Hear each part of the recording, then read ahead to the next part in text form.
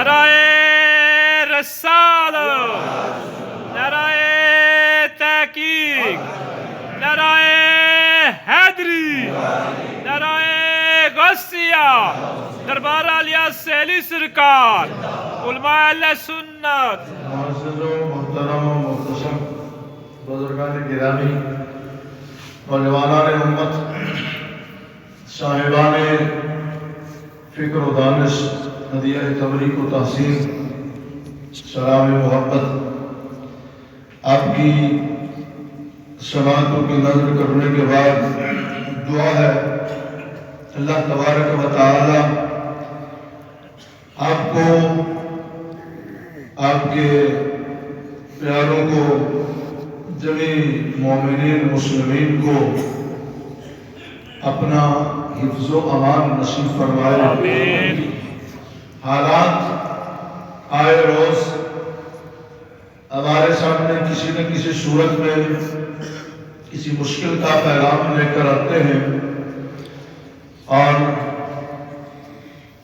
انسانیت بالعموم اور مسلمان بالخصوص اس بات کے ذمہ دار ہیں کہ اس کے تدارک کا کیا طریقہ کار ہے، کیا ایسے اسباب ہیں، مسائل ہیں جنہیں بروئے کار لا کر، یقیناً اگر کسی کے پاس دولت نہیں ہے تو وہ کاروبار کو، نوکری کو، اسی معاملے کو بطور وسیلہ استعمال کرتا ہے۔ خدا نہ خواستہ کسی کے پاس گھر نہیں ہے تو اس کی تیاری کے لیے بھی دولت بطور وسیلہ کام آ سکتی ہے۔ بیمار ہیں، ڈاکٹر ہمارے لیے وسیلہ ہے، ذریعہ ہے کہ ہمیں اس کے پاس جانا ہے۔ پے در پہ مسائل کا، مصائب کا آنا اور اللہ تعالیٰ کی آزمائشوں میں مبتلا ہو جانا، یہ خیر کا پیغام نہیں ہے۔ اللہ نہ کرے ایسا ہو، لیکن حالات یہ بتا رہے ہیں کہ زمین پر گناہ بہت زیادہ ہو رہا ہے اور اعمال حسنہ کی کمی ہے، نیکیوں میں کمی واقع ہو گئی اور گناہ زیادہ ہو گئے۔ اس کے بدلے میں اللہ تبارک و تعالی ہمیں دنیا میں بھی کسی نہ کسی طرح آزمائش میں مبتلا کر کے اپنے دروازہ رحمت پر دوبارہ سے بلانا چاہتا ہے کہ بندے تو میرے دروازے سے بہت دور چلا گیا ہے، بھول گیا، سو لوٹ کر میری بارگاہ میں آ جا، معافی کا طلبگار ہو جا، اپنی دنیا بھی سنوار لے، تیری آخرت بھی سنور جائے۔ حاضرین محترم، ان مسائل زمین کی تبدیلیوں اور بیماریوں، پریشانیوں کے حالات میں ایک تو ہمارا جدید ذہن اور جدید دور کام کرتا ہے کہ نہ جانے کن کن مسائل کی وجہ سے ہم بیماری کا شکار ہو گئے، لیکن ہم چونکہ مسلمان ہیں بحمدہ تعالی، اللہ تعالیٰ نے ہمیں اہل ایمان کی صفوں میں رکھا ہے، اور اہل ایمان کی سوچ کا معیار عام دنیاوی سوچ سے ہٹ کر ہے، مختلف ہے، اور یہ بالکل حقائق پر مبنی ہے۔ ایک مسلمان جب سوچتا ہے، اللہ کا بندہ، قرآن کا ماننے والا، نبی رحمت کی نبوت اور رسالت پر ایمان رکھنے والا جب اس کو سوچتا ہے، وہ جس معیار سے سوچتا ہے وہی معیار سوچنے کا ہے، اسی معیار سے سوچنے کا حق بھی ادا ہوتا ہے، اور اسی سوچنے سے مسائل کا حل بھی نکلتا ہے۔ اور ہماری سوچ اپنی سوچ نہیں ہے، یہ بات یاد رکھیں۔ مسلمان ہو جانا ہمیں بہت ساری حدود و قیود کے اندر پابند کر دیتا ہے، ہم وہ آزاد بنش لوگ نہیں ہیں، ہم ایسے لوگ بالکل بھی نہیں ہیں کہ جن کے اعمال کا کوئی حساب نہیں ہوگا، جن کی اچھائیوں کو شمار نہیں کیا جائے گا یا جن کی برائیوں کا حساب نہیں کیا جائے گا۔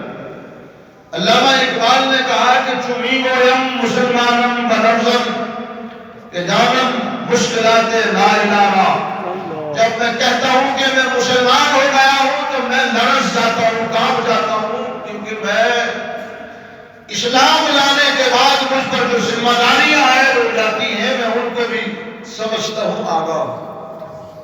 قوم غیر مسلم ہے، وہ نماز نہیں پڑھتی، آپ اس سے کوئی اعتراض نہیں کرتے کیونکہ وہ مسلمان ہی نہیں ہے، لیکن حالت اسلام میں ہمارے لیے نماز ضروری ہے، اس کے بغیر چھٹکارا نہیں۔ روزے کا وقت آیا تو روزہ ضروری ہے، زکات فرض اور واجب ہو گئی تو اس کی ادائیگی ضروری ہے، صاحب حیثیت ہو گیا تو بیت اللہ کی زیارت کے لیے، حج یا عمرہ کے لیے اسے جانا ہے، اور اگر اسے اللہ نے مال و دولت دیا ہے تو غریبوں کے حقوق بھی اس مال و دولت میں اللہ نے رکھے ہیں، ان حقوق کو بھی پورا کرنا ہے۔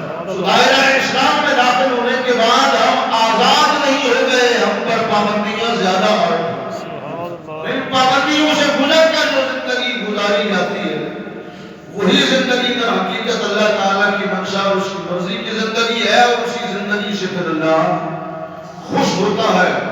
وہی انسان کامیاب ہے جو ان حدود قیود کی زندگیوں کے اندر رہ کر اپنی زندگی گزارتا ہے۔ خواہشات نفسانی کے اعتبار سے آپ دیکھیں اسلام لانے کے بعد ہم ایسے آزاد منش لوگ نہیں ہے کہ جہاں کہا خواہشات نفسانی کا احترام کر لیا، اللہ نے اس کے لیے بھی ہمارے لیے راستوں کا تعین کر لیا کہ ہم تمہارے لیے جائز راستوں کا تعین کرتے ہیں، اس سے باہر نہیں نکلو، جبکہ دیگر اقوام عالم ان حدود قیود کی نہ پابند ہے نہ انہیں پابند رکھا گیا ہے۔ جب دائرہ اسلام میں آ جائے گی تو ہر چیز ان پر ضروری۔ میں گزارش کر رہا تھا کہ ہماری سوچ بھی اپنی نہیں ہے، ہمیں سوچ بھی اللہ کا قرآن دیتا ہے اور فکر بھی اللہ تعالیٰ کے معروف کی حدیث اور مصطفیٰ کریم کی حیات طیبہ عطا فرماتا ہے۔ مسلمان جب سوچتا ہے تو اسے رائے حق کی طرف سوچنا ہے، اسے سب سے پہلے اپنی زندگی پر غور کرنا ہے کہ میں اگر مشکل سے دو چار ہوا ہوں تو کہیں میری شامت اعمال تو نہیں، مجھ سے کوئی غلطی تو سرزد نہیں ہے۔ اور یہ سوچ قرآن کی دی ہوئی سوچ ہے، یہ فکر اللہ کے نبی کی دی ہوئی فکر ہے کہ اے مسلمان اگر تو کبھی اپنے بارے میں سوچنے لگے تو سب سے پہلے اپنی ذات کا احتساب کر کے کہیں تو رائے ہدایت سے بھٹک تو نہیں گیا، اور اگر تو رائے ہدایت سے بھٹک گیا تجھے یہ محسوس ہو تو پھر پلٹ کے اللہ کی بارگاہ میں توبہ کر لے، اسے راضی کر لے، جو اس سے دوری واقع ہو گئی ان دوریوں کے فاصلوں کو مٹا کر اپنے رب کی قربتوں میں آ جا تاکہ تیرا زندگی کا ایک نیا نظام پھر سے دوبارہ سے اپنی سطح پر آ جائے۔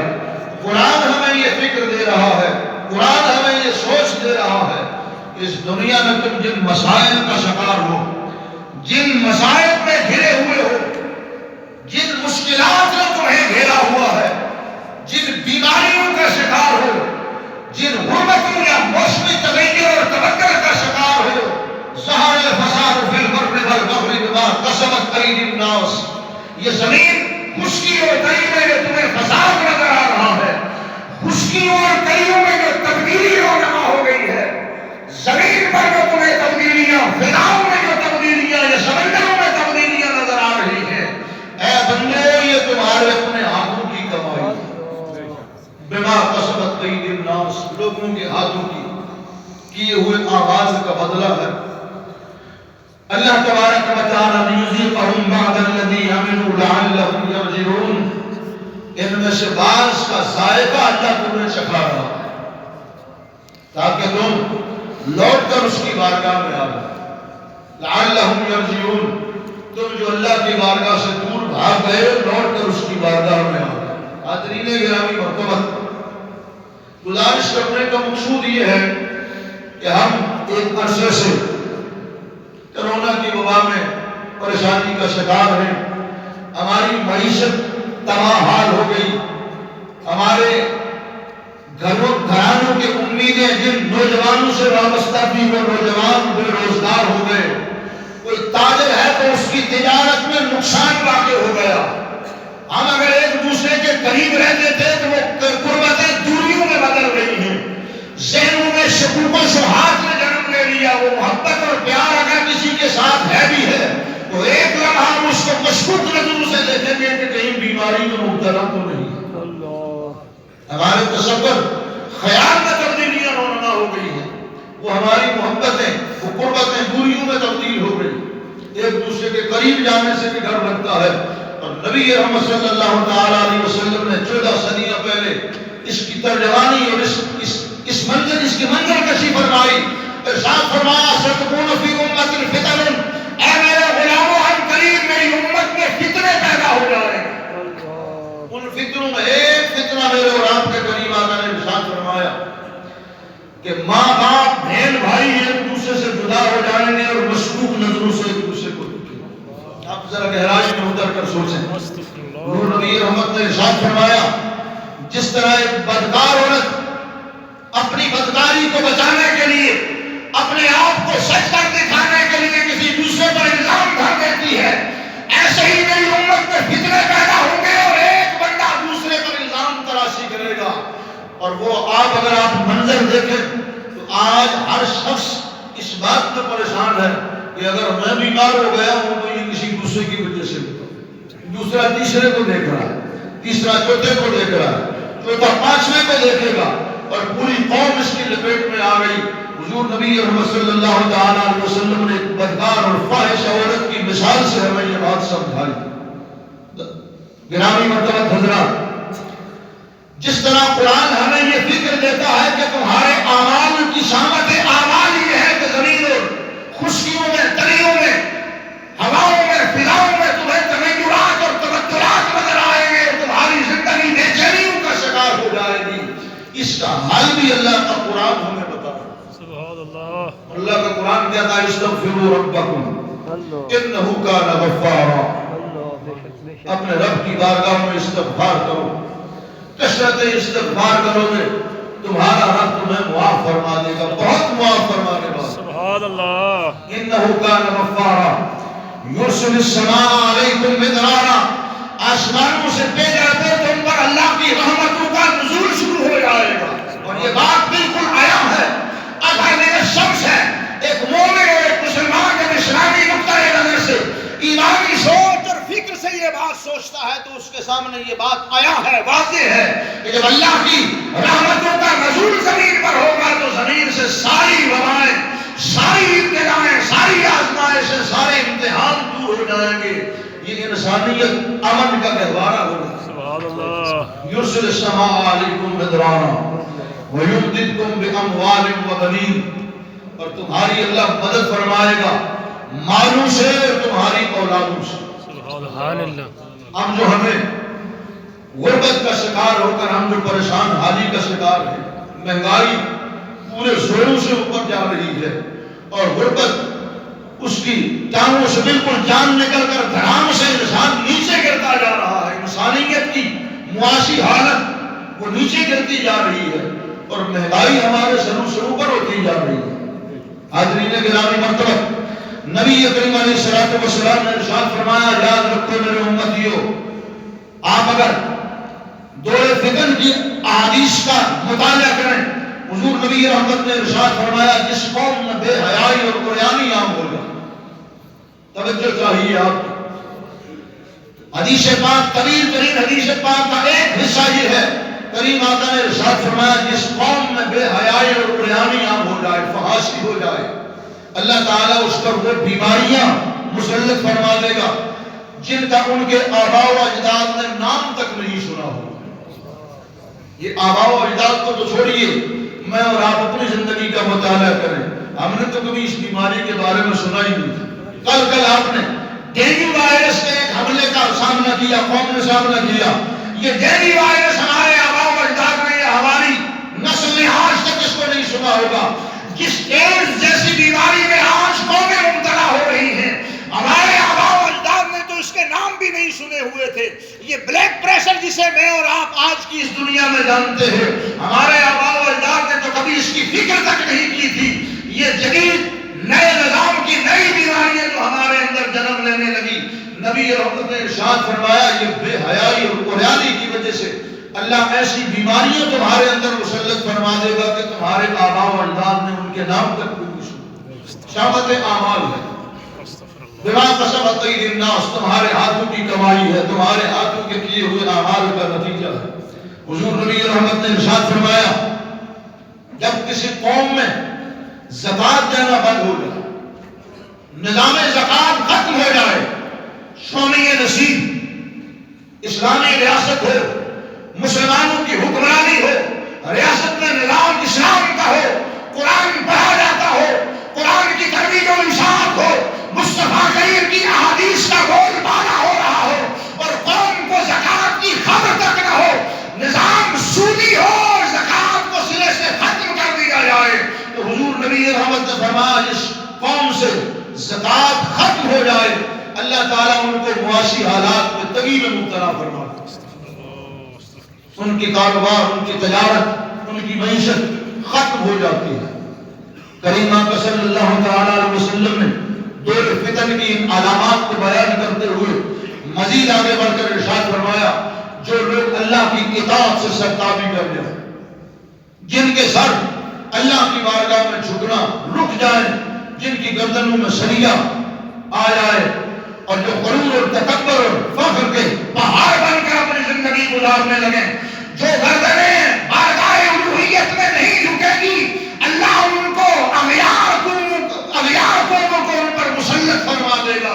اور آج اگر آپ عالم اسلام کا مطالعہ کریں، یہ کل پرسوں کی بات ہے، دبئی جیسی اسلامی ریاست عرب امارت میں اسرائیل کا جہاز اس نے لینڈ کیا، ان کی دوستی اور تعلق بحال ہوا۔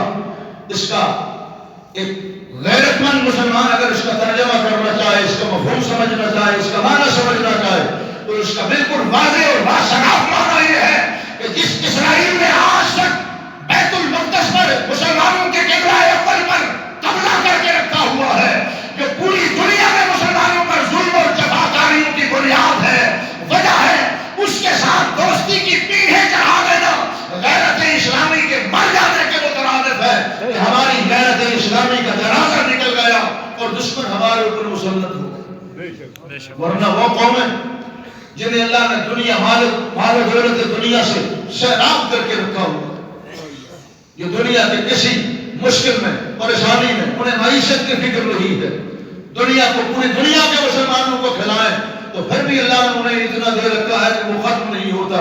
لیکن اتنا ہونے کے باوجود اگر اغیار ہم پر مسلط ہو گئے اور وہ ہمارے غیرت مند عرب کے وہ مسلمان جنہوں نے اسلام کے لیے اپنے نسلوں کی قربانیاں دی، یہ وقت اسلام ویسے ہی ہم تک نہیں پہنچا، اس کے بنیادوں میں مسلمانوں کا بے تحاشا خون آج بھی رس رہا ہے، نہریں روا ہیں ان مسلمانوں کے خون کے تصدق سے یہ اسلام پوری دنیا میں پھیلا۔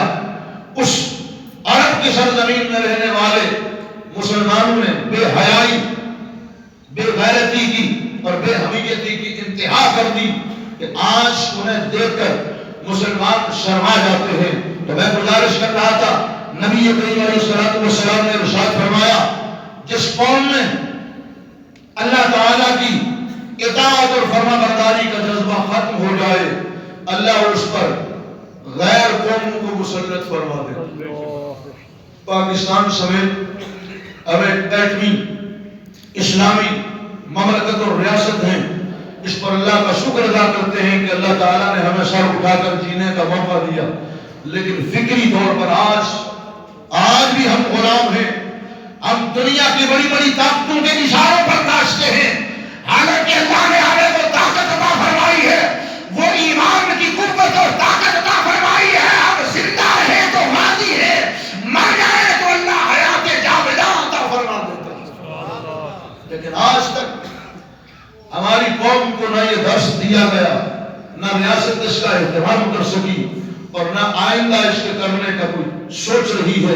تو میں گزارش کر رہا تھا حاضرین گرامی مرتبت، اللہ تعالیٰ ارشاد فرماتا ہے استغفروا ربکم، اپنے رب کی بارگاہ میں کثرت کے ساتھ استغفار کرو، انہ کان غفارا، وہ تمہارے گناہوں کو معاف فرمائے گا، وَيُمْدِدْكُمْ بِأَمْوَالٍ وَبَنِينَ وَيَجْعَلْ لَكُمْ جَنَّاتٍ وَيَجْعَلْ لَكُمْ أَنْهَارًا، تمہاری مدد تمہاری اولادوں اور تمہارے مال و دولت کے ذریعے فرمائے گا، اور اس زمین پر اس کی رحمتوں کی نہریں رواں ہو جائے گی،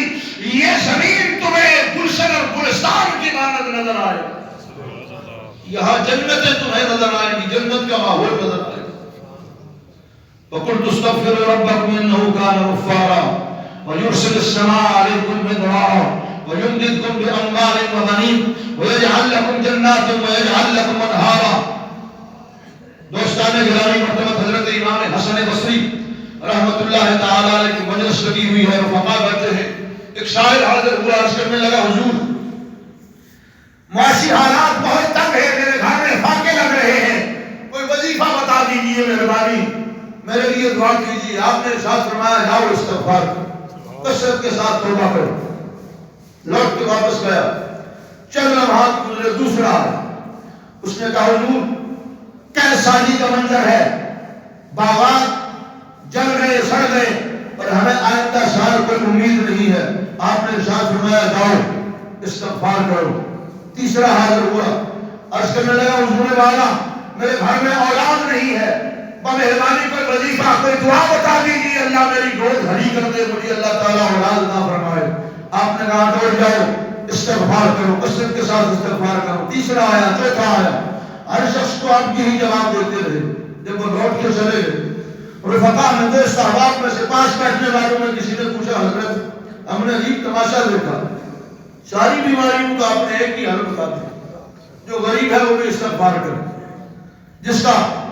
جس کی اولاد نہیں ہے وہ بھی استغفار کرے، جس کا چولہا نہیں جل رہا وہ بھی استغفار کرے، کاروبار جس کا ران پڑ گیا وہ بھی استغفار کرے۔ بات ہماری سمجھ میں نہیں آئی، آپ نے ارشاد فرمایا یہ جواب میں نے اپنی طرف سے نہیں دیا، جاؤ اللہ کا قرآن غور سے پڑھو، اللہ کا قرآن یہ کہہ رہا ہے استغفروا ربکم انہ کان غفارا، اگر تم گناہگار ہو تو استغفار سے اللہ تمہارے گناہوں کو معاف فرما دے گا۔ یرسل السماء علیکم مدرارا، اگر تم مصائب و آلام میں گھرے ہوئے ہو تو اللہ تم پر اپنی رحمتوں کا حضور فرمائے گا۔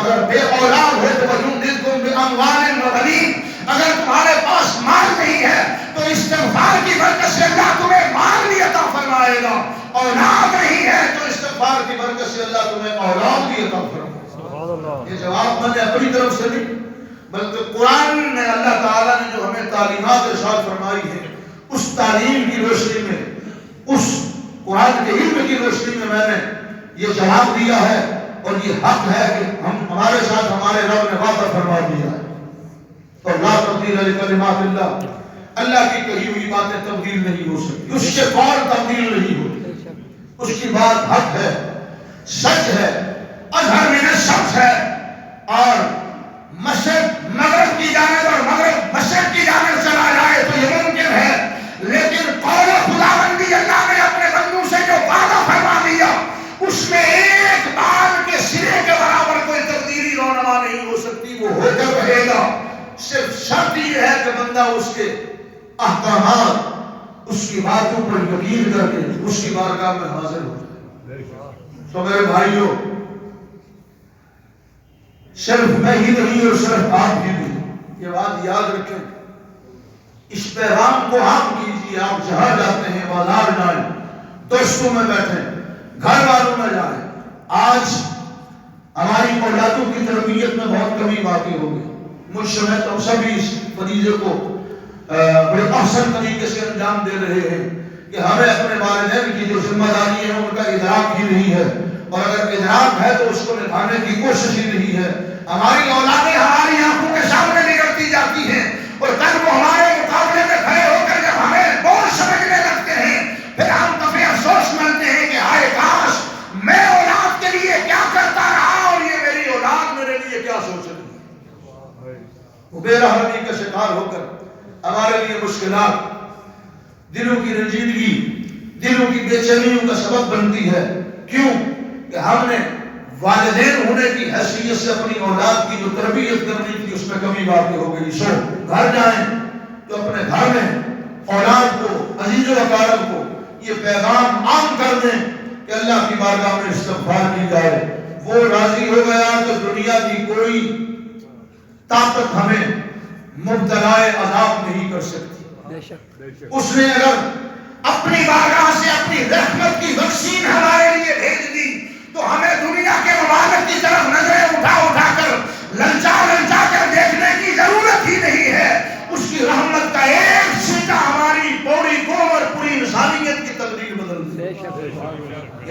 وائرس کا کائنات تبدیل ہو جائے گی. ہمارے غم ہماری خوشیوں میں بدل جائیں گے, بے چینیاں سکون میں بدل جائیں گی.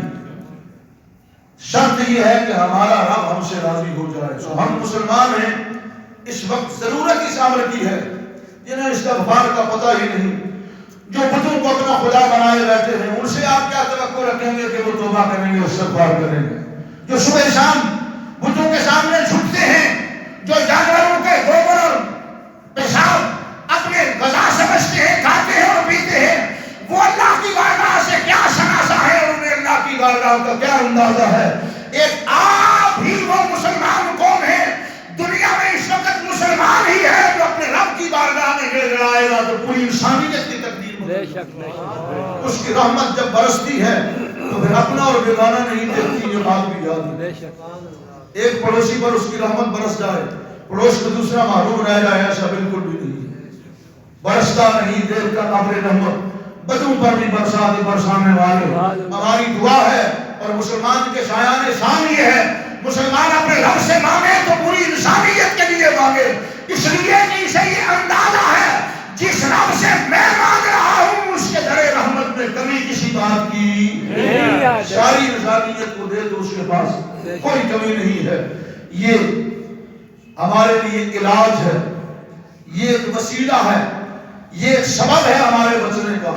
لیکن اس کے ساتھ ساتھ توکل اپنی جگہ دوستان گرامی مرتبت میں ہر تقریباً نماز میں بھی اور آج جمعے کے اجتماع میں بھی کہتا ہوں, آج بارے دیگر آپ سے عرض کر دوں, میری ذمہ داری ہے. بہت سارے نئے احباب دوست جمعے کی نماز میں عام نمازوں میں شریک ہوتے ہیں. یہ دربار کیونکہ شاہراہ عام کا ایک منظر پیش کر رہا ہوتا ہے, آج کوئی ہے کل کوئی ہے, اس لیے بارے دیگر بھی کہہ رہا ہوں, یہ توکل اور بھروسہ صرف اللہ کی ذات پر ہے. ہماری بگڑی بنے گی تو اسی در سے بنے گی, لیکن ساتھ ساتھ حالات کے تناظر میں جو موجودہ ہمارے پاس اسباب اور وسائل ہیں, ان سے بھی منہ نہیں موڑنا. ماسک کا استعمال کثرت سے کریں, ایک دوسرے سے دور رہیں. جو آپ کو ترتیب بتائی جا رہی ہے آپ مجھ سے بہت زیادہ واقف ہیں, صرف ہماری قوم اس کا احساس نہیں کرتی. اللہ ہمیں احساس کی توفیق عطا فرمائے. اپنے آپ کو بچائیں, اپنے پیاروں کو بچائیں. آپ یہ دیکھیں کہ مسجد میں قرآن پڑھا جا رہا ہے, وہ قرآن کا پڑھنا ختم ہو گیا, بچوں کو گھر بھیج دیا گیا. سکولوں میں بچے تعلیم حاصل کر رہے ہیں, ان کو کچھ تو ہے جسے ہم نہیں جانتے. اس لیے بحیثیت قوم اپنی ذمہ داری پوری کرنے کی ضرورت ہے. اپنے آپ کو بھی محفوظ رکھیں, ماسک کا استعمال کریں, ایک دوسرے سے وقفے سے رہیں بلا ضرورت. اللہ امن کی زندگی عطا فرمائے گا تو پھر ہم بھی زندہ رہے, امن بھی مل گیا تو انشاءاللہ پھر سے یہ بہاریں جاری رہیں گی. آخر دعوانا الحمدللہ.